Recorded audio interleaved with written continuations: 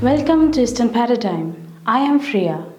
In a landmark development, the Pro-Talks faction of the United Liberation Front of Assam, that is ALPHA, led by Arvinda Rajkhowa, signed a peace accord with the centre and the Assam government on Friday, ending decades of insurgency and violence in the northeastern state. The agreement, which was signed in the presence of Union Home Minister Amit Shah, Assam Chief Minister Himanta Biswa Sharma, and other dignitaries, is the result of unconditional talks that began in 2011 despite the opposition from the hardline wing of ALPHA headed by Paresh Barua. The accord aims to address the political, economic, and social issues concerning the indigenous people of Assam and safeguard their identity, culture, language, land rights, and resources.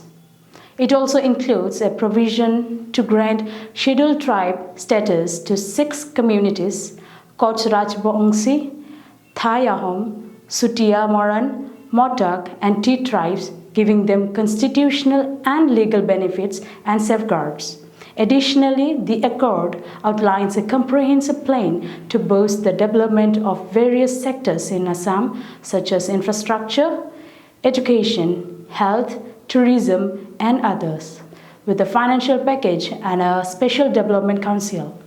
The accord also promises to facilitate the integration and reconciliation of ALPHA cadres with mainstream society, restoring peace and harmony in the region. Speaking at the occasion, Shah hailed the accord as a historic step towards a stable, progressive, and inclusive Assam, and thanked Rajkhowa and his team for their courage and commitment to peace.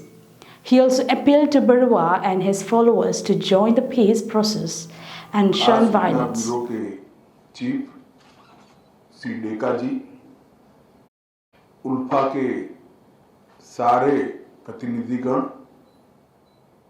North east और असम के अलग अलग जाति संगठनों के और student federations के प्रतिनिधिगण और प्रेस के मित्र, आज मेरे लिए बहुत हर्ष का विषय है कि आज आसाम के भविष्य के लिए एक सुनहरा दिन है। लंबे समय से आसाम ने हिंसा को झेला है, पूरे नॉर्थ ईस्ट ने हिंसा को झेला है। जब से मोदी जी प्रधानमंत्री बने तब से 2014 से दिल्ली और नॉर्थ ईस्ट की दूरी कम करने के प्रयास हुए। मन खोलकर, खुले हृदय से सभी के साथ बातचीत की शुरुआत हुई और उनके मार्गदर्शन में ही उग्रवाद मुक्त, हिंसा मुक्त और विवाद मुक्त नॉर्थ ईस्ट की परिकल्पना लेकर गृह मंत्रालय चलता रहा। पिछले 5 वर्षों में 9 शांति और सीमा संबंधित समझौते अलग अलग राज्यों के पूरे नॉर्थ ईस्ट में हुए हैं। इसके कारण नॉर्थ ईस्ट के एक बड़े हिस्से में शांति की स्थापना हुई।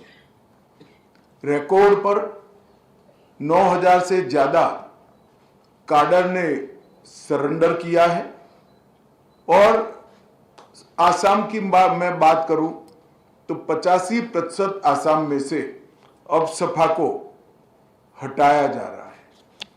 और आज भारत सरकार, आसाम सरकार और United Liberation Front of Assam ULFA, उसके बीच में जो ट्राइब पार्टी समझौता हुआ है, इससे आसाम के सभी हथियारी ग्रुपों की बात को यहीं पर समाप्त करने में हमें सफलता मिल रही है। ये आसाम और नॉर्थ ईस्ट की शांति के लिए बहुत महत्वपूर्ण है।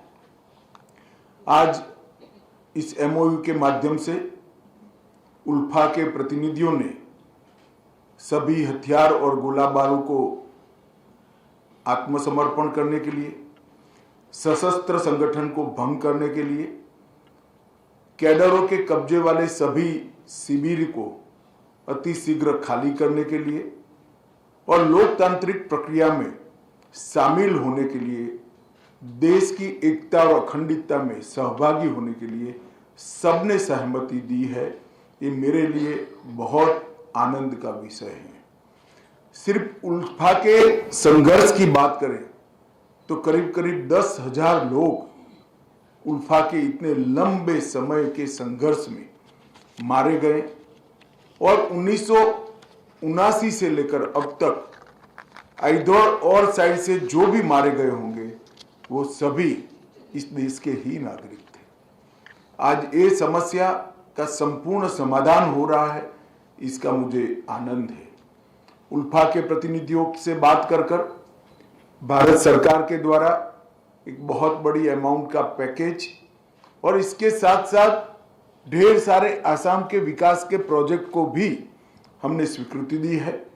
मैं आप सभी को विश्वास दिलाना चाहता हूं कि समझौते की एक एक बात का फुल स्टॉप कॉमा में टाइम बाउंड मैनर में अमल किया जाएगा और आपके विश्वास पर नरेंद्र मोदी सरकार खरी उतरेगी, ये मैं आपको विश्वास दिलाना चाहता हूं। मित्रों, आसाम की ही बात करें तो मोदी जी की सरकार बनने के बाद घटनाओं में 87% की कमी हुई, मृत्यु में 90% की कमी हुई है और अपहरण में 84% की कमी हुई है और अकेले आसाम में अब तक 7500 कैडर ने सरेंडर किया है और इसमें आज 700 की संख्या बढ़ जाएगी।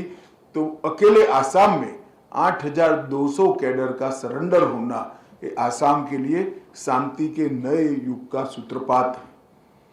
समझौते जो हुए, समझौते से समाधान तक की पूरी यात्रा को मैं जरूर बताना चाहूंगा।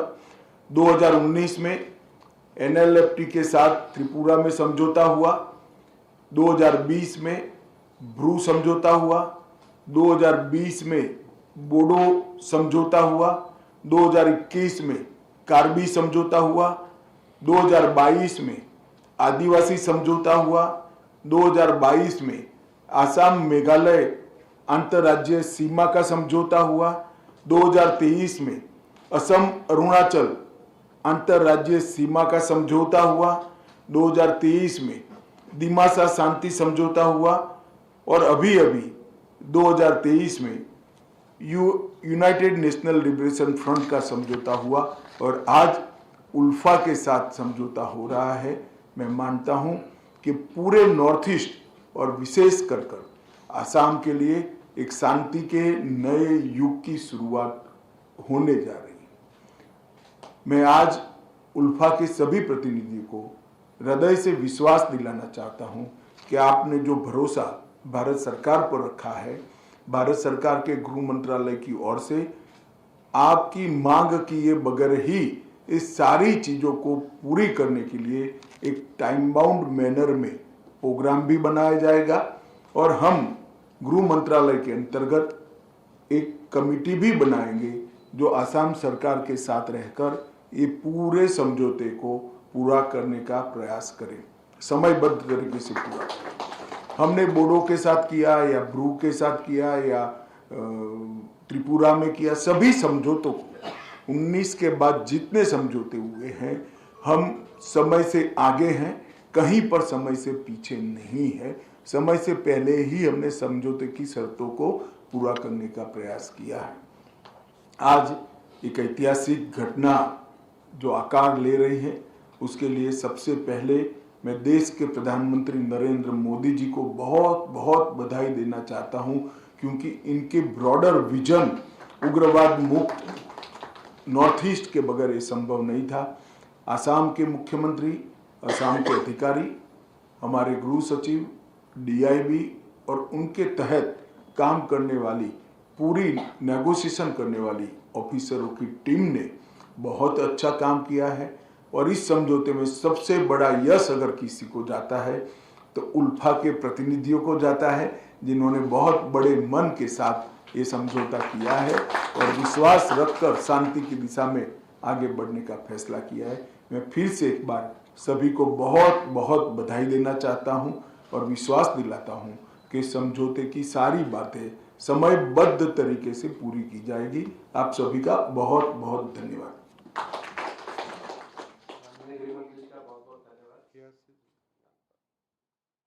Raj Khua, on his part, expressed his gratitude to the centre and the state government for the sincerity and cooperation and said that the accord was a tribute to the martyrs and victims of the Alpha movement.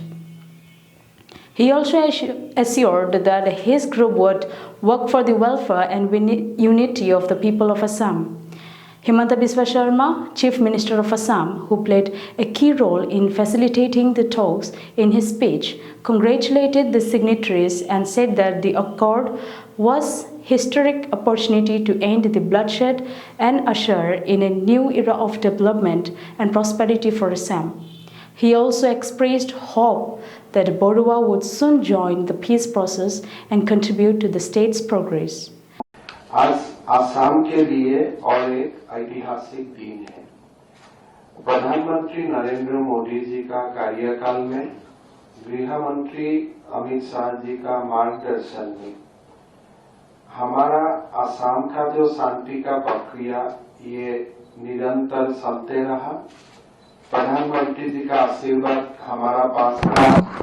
आज successful गृह मंत्री अमित शाह जी का देख दिखाव में हमने Bodo accord किया, Karbi accord किया, आदिवासी एकॉर्ड किया और करीबन 8,756 जो हमारे मिलिटेंट ऑर्गेनाइजेशन में जुड़े हुए युवा साथी थे, सारे लोग मेन में आ चुका है।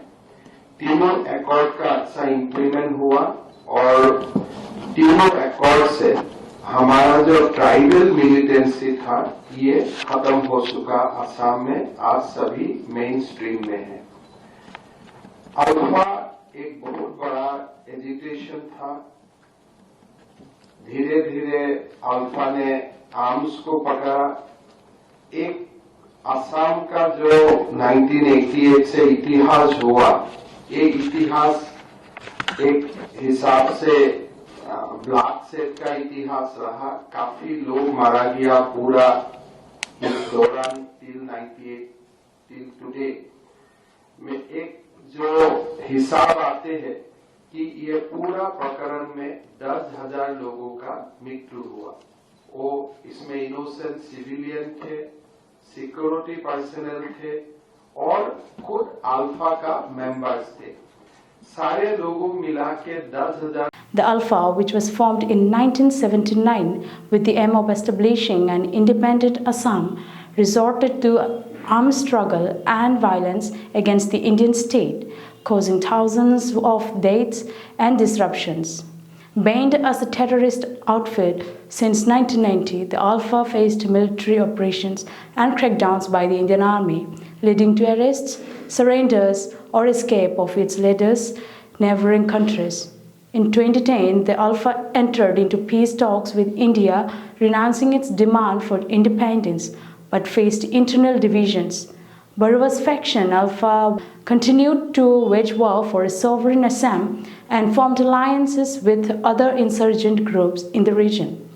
Driven by Assamese nationalism, the Alpha claimed to fight for the culture and rights of the Assamese people, citing socialism and democracy as its political ideals.